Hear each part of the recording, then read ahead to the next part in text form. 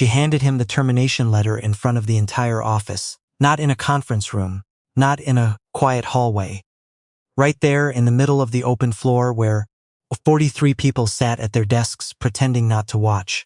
"Your services are no longer needed," Valerie said, loud enough that the woman by the printer stopped pretending to work. Effective immediately. The man she was talking to, Cole, didn't flinch. He just looked at the envelope, then looked at her and nodded once. Like she'd told him the weather. That was the part people remembered later. Not what Valerie said. Not the way she held herself like she was doing the company a favor. They remembered that he didn't react. Not the way someone reacts when the ground drops out from under them. He just said, "All right," picked up his jacket from the back of his chair and walked out. Valerie watched him go. Then she turned to the room and smiled. The particular smile of someone who has decided a problem is solved. She had no idea what she'd just done. 6 months earlier, Cole had walked into Hartwell and Brine, wearing a jacket that was clean but clearly old, shoes that had been resoled twice, and a leather portfolio that was cracked at the corners. The receptionist had looked at him, the way people look at someone who has arrived at the wrong address. He was interviewing for a junior analyst position. Valerie, who ran the consulting division, had been asked to sit in on the final round. She remembered thinking he was too quiet, too plain. His resume was strong, graduated from a good school, decent internships, but there was nothing flashy about him. No confidence that costs something. Just steady eye contact and careful answers. She'd voted to hire him anyway because his sample work was the best she'd seen in 3 years of interviews. Her colleague Dennis had agreed. The hiring manager had said, "He'll do fine, fine." That was the word they used. What Cole actually turned out to be was exceptional. Not exceptional in the way that announces itself. He didn't talk over people in meetings. He didn't send emails at midnight to prove he was working. He just solved problems. Quietly, completely, in ways that made the person presenting his solutions look brilliant. He had a particular gift for seeing what was broken in a system before anyone else noticed it was straining. Valerie noticed. She noticed because she was good at her job, and because she prided herself on knowing who, in any given room, was actually holding things together. But she also noticed other things. The jacket he wore every other Monday, alternating with a gray one, the two of them cycling through the weeks. The lunch he brought in a battered blue container. The way he took the bus when everyone else called a car. The apartment he mentioned once, offhand, that was in a part of the city where rent was still manageable if you were careful. She filed these things away. Not unkindly, at first, just as information. Then Hartwell and Brine got the Kellerman account. Kellerman Group was the kind of client that changed what a firm could say about itself. National reach, 9-figure revenues, a name that opened rooms. Landing them was the biggest thing Valerie's division had done in a decade. And she felt it like a second heartbeat, that particular electric hum of real ambition, finally getting traction. She assembled a team. Cole was the obvious choice for lead analyst. He was the best she had. But there was a dinner, a welcome dinner for the Kellerman executives, held at a restaurant where the prix-fixe menu cost more than Cole's weekly take-home. Valerie had arranged it herself. She'd spent real money on the private room, the wine selection, the small details that told clients they were worth the effort. She had not thought about what it would mean for Cole until he walked in.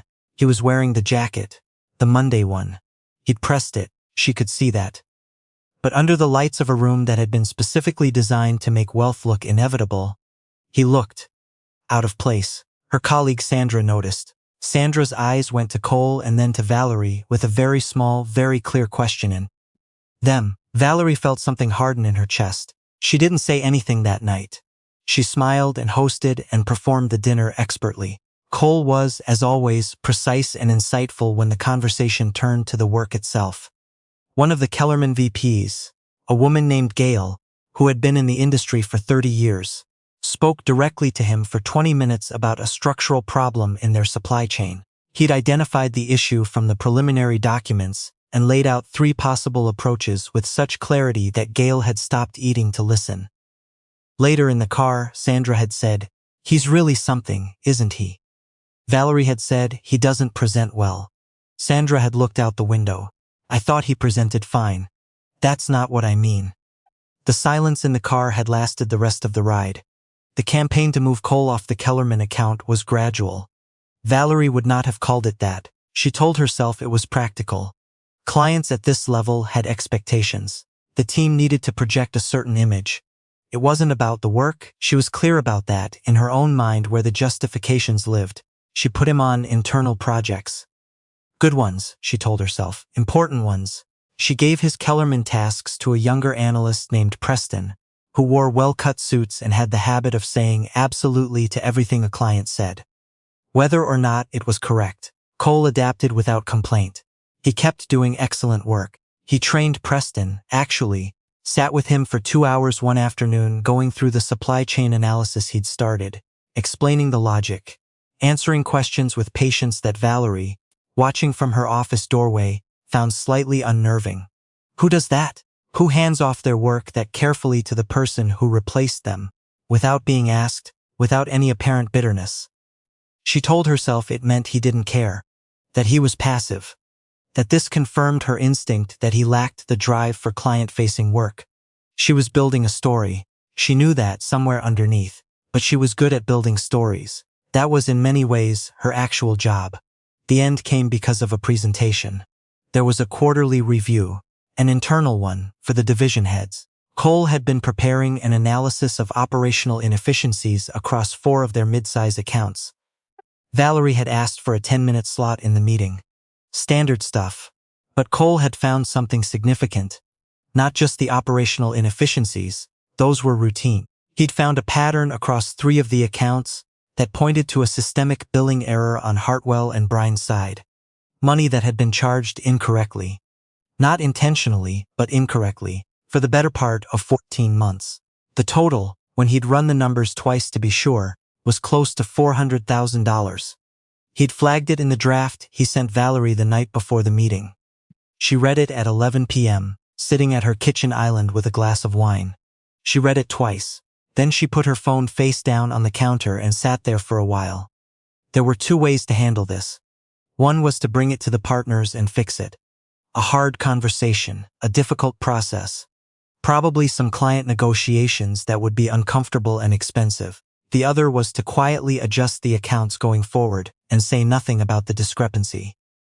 Valerie did not decide to do the wrong thing exactly. She decided to not decide yet. She would talk to Cole in the morning. She would see how he was framing it. She would figure out how to manage it. But in the morning, Cole had already sent the flagged analysis to Dennis, the partner he reported to formally, with a note saying he wanted to make sure it was reviewed before the meeting. The meeting was, to put it gently, a turning point. Dennis, to his credit, took the findings seriously. He thanked Cole. He began the conversation about what to do next. He said words like transparency and client relationships and the right approach. Valerie sat across the table and felt something collapse quietly in her chest. Not because the right call was being made, but because she had not been the one to make it. Because a 28-year-old man in a press jacket had, without drama or maneuvering, simply done what was correct. And everyone in the room now knew that was what he'd done. She told herself, later, that what happened next was about the team, about cohesion, about the fact that Cole's approach was too independent, that he'd bypassed the chain of reporting by going to Dennis directly, that this showed a judgment problem. She used that word, judgment. And 3 weeks later she handed him the termination letter in front of the entire office. Cole took a week. He did not file a complaint. He did not post anything online. He did not call Dennis or reach out to any of his former colleagues. He went home, he slept, he cooked the meals he'd been too tired to cook during the Kellerman months, and on the 8th day he made a phone call. The phone call was to a man named Arthur, who had been his father's closest friend for 30 years. And who ran a mid-size private equity firm out of a building that did not have its name on the outside. I need something to do, Cole said. Arthur said, come in Monday. What Valerie did not know, what no one at Hartwell and Brine knew, because Cole was precise about what he shared and with whom, was that his father had been Victor Harlan. Victor Harlan, who had built and sold 3 companies before he was 50. Victor Harlan, whose name appeared on the buildings of 2 business schools and a hospital wing.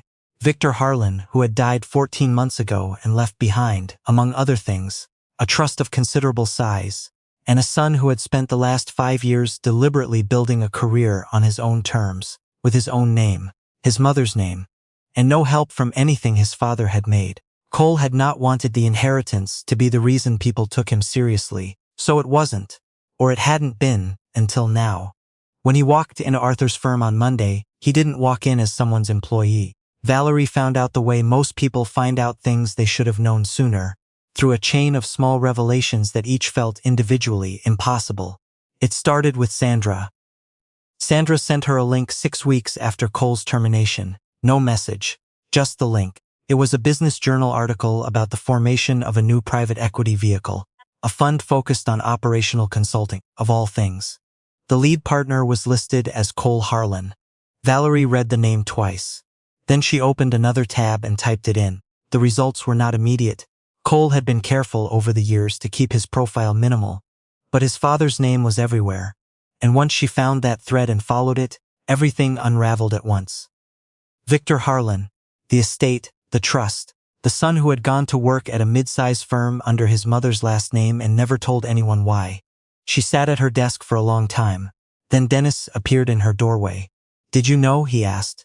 His voice was quiet, which was worse than if he'd been angry. "No," she said. "It was true. The Kellerman account just sent a termination notice." Dennis came in and closed the door. Gail Kellerman personally called the managing partner this morning. She said they'd heard we let go of the analyst who did the supply chain work. She used the word baffling. The partner used some other words with me. Valerie didn't say anything, and there's more. Dennis sat down. Hartwell and Bryan was apparently on a short list for a project with Harlan Capital. That's what they're calling the new fund. We've been removed from the list. Quietly, no explanation. The room was very still. "The billing error you didn't bring to me," Dennis said. "Cole brought it to me. I've been thinking about that. I've been thinking about the sequence of events, Dennis. I've been thinking about it a lot, Valerie." She had no answer that would hold up. She had known this moment would exist somewhere in the future. She had simply not known it would arrive from this direction. The months that followed were the kind that changed the shape of a person. Valerie kept her job. There was no official finding, no formal action, and Dennis was not the kind of man who escalated without absolute certainty. But the air in the building changed. Sandra stopped stopping by her office. The Kellerman loss was documented and attributed, in the careful language of internal reports, to client relationship management issues. The managing partner had a conversation with her that was professionally worded and personally devastating, in the way only those kinds of conversations can be. She told herself she was fine. Then she went home and sat in her apartment and was not fine. The thing she kept returning to was not the consequences. She'd always known there could be consequences. What she kept returning to was the dinner, the restaurant. The moment she'd looked at Cole's jacket under those lights, and let that observation travel all the way to a decision about his worth. She knew better than that. She had always known better than that. There is a particular kind of pain that belongs to seeing yourself clearly after you've had a long time not to. Valerie was 33 years old and good at her job and genuinely intelligent, and she had still managed to look at a man who solved problems more elegantly than anyone she'd worked with, and decide that what mattered was what he wore to dinner. The work she did after that was different. She doesn't talk about it as growth, exactly. She distrusts that word now, the way it can be used to skip over the part where you actually reckon with something. She talks about it as correction, slow and uncomfortable and necessary. She made one phone call she didn't have to make. It took her 4 months to do it. Cole picked up on the third ring. She said, "I handled things badly. I'm not looking for anything. I just needed to say that to you directly." There was a pause. Then Cole said, "I know. Not it's okay. Not I forgive you. Just I know." Which was, she understood, the most honest possible answer. She thanked him and hung up. Then she sat by the window for a long time, watching the street below, thinking about all the ways a person can be wrong about what counts. Some things, once you've lost them, you can only understand from a distance. And the distance, Valerie had come to believe, was the point. It was the only place where you could see the whole shape of what you'd done. Not the version you told yourself in the moment, but the actual thing, the real one. She could see it clearly now. She wished she had seen it sooner.